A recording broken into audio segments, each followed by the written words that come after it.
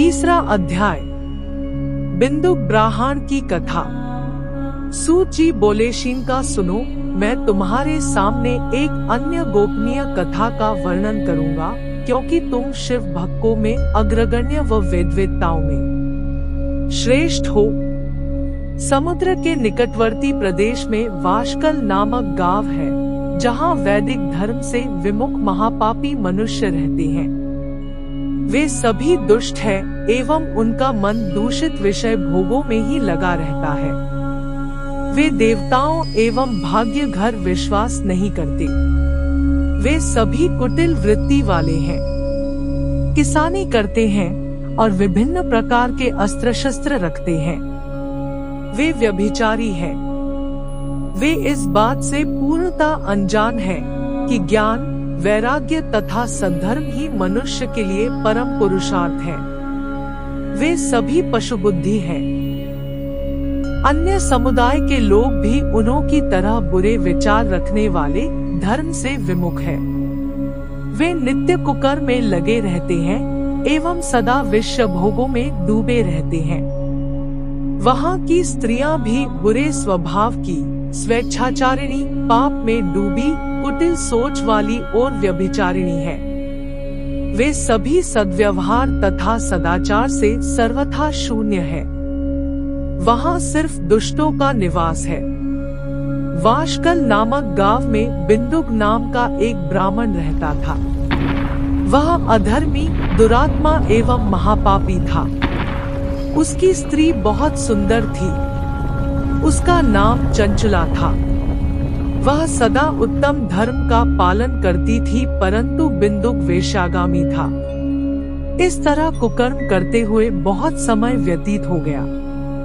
उसकी स्त्री काम से पीड़ित होने पर भी स्वधर्म नाश के भय से क्लेश सहकर भी काफी समय तक धर्म भ्रष्ट नहीं हुई, परंतु आगे चलकर वह भी अपने दुराचारी पति के आचरण से प्रभावित होकर दुराचारिणी और अपने धर्म से विमुख हो गई। इस तरह दुराचार में डूबे हुए उन पति पत्नी का बहुत सा समय व्यर्थ बीत गया।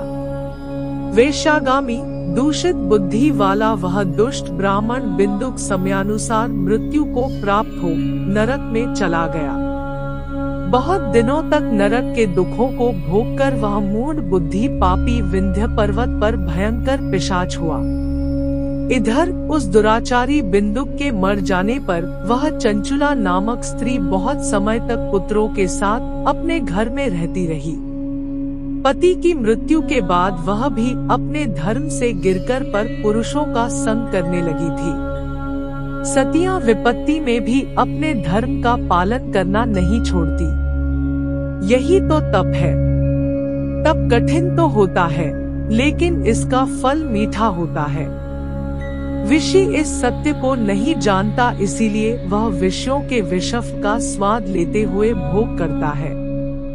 एक दिन देवयोग से किसी पुण्य पर्व के आने पर वह अपने भाई बंधुओं के साथ गोकर्ण क्षेत्र में गई। उसने तीर्थ के जल में स्नान किया एवं बंधुजनों के साथ यत्र तत्र घूमने लगी। घूमते घूमते वह एक देव मंदिर में गई। वहां उसने एक ब्राह्मण के मुख से भगवान शिव की परम पवित्र एवं मंगलकारी कथा सुनी। कथावाचक ब्राह्मण कह रहे थे कि जो स्त्रियां व्यभिचार करती हैं, वे गरने के बाद जब यमलोक जाती हैं, तब यमराज के दूत उन्हें तरह तरह से यंत्रणा देते हैं। वे उसके कामाकों को तपते लौह दंडों से दागते हैं। तपते लौह के पुरुष से उसका संसर्ग कराते हैं।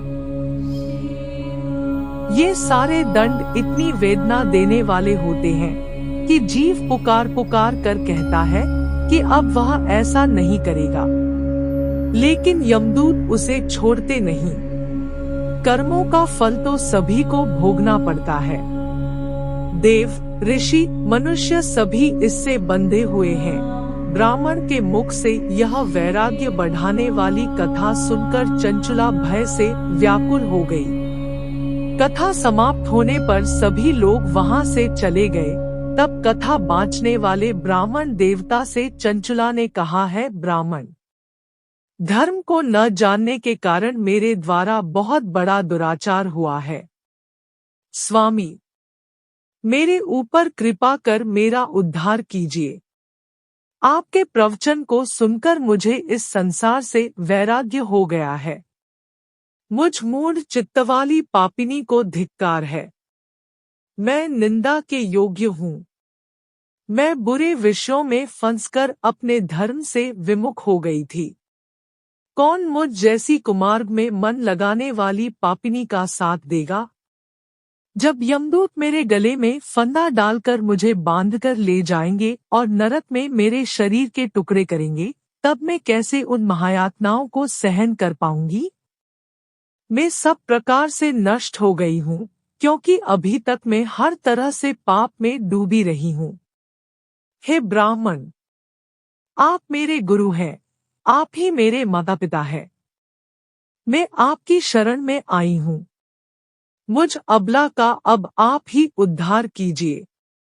सूत जी कहते हैं, शौनक, इस प्रकार विलाप करती हुई चंचुला ब्राह्मण देवता के चरणों में गिर पड़ी। तब ब्राह्मण ने उसे कृपापूर्वक उठाया। चौथा अध्याय अगले वीडियो में।